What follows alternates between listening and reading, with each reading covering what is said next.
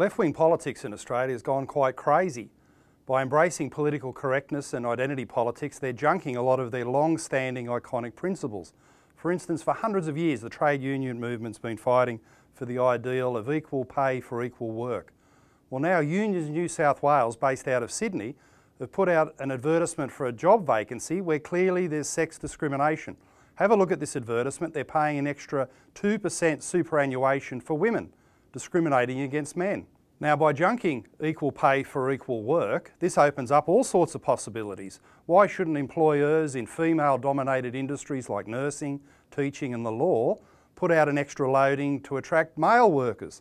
So it's the end of a long-standing fundamental trade union principle. And of course, we aired this on Mark Latham's Outsiders show. It's clear sex discrimination. And one of our supporters lodged a complaint at the Human Rights Commission that's supposed to administer and police these things. Now, the Human Rights Commission, of course, if it's a conservative or a libertarian who does something wrong, they jump straight down their throat. Remember the cartoon that Bill Leak put out, the great late Bill Leak. He put this cartoon forward about Indigenous father neglect of sons. And then we had the great controversy about the Queensland University of Technology students. One of them, Callum Thwaites, had done nothing at all to offend or break the law, but they were persecuted month after month, expensive legal action under Section 18C of the Racial Discrimination Act. Callum Thwaites went through hell because of this. So wouldn't you expect, with this clear example of sex discrimination at Unions New South Wales, the peak trade union body in that state, that the Human Rights Commission would be going hard to clear up the problem?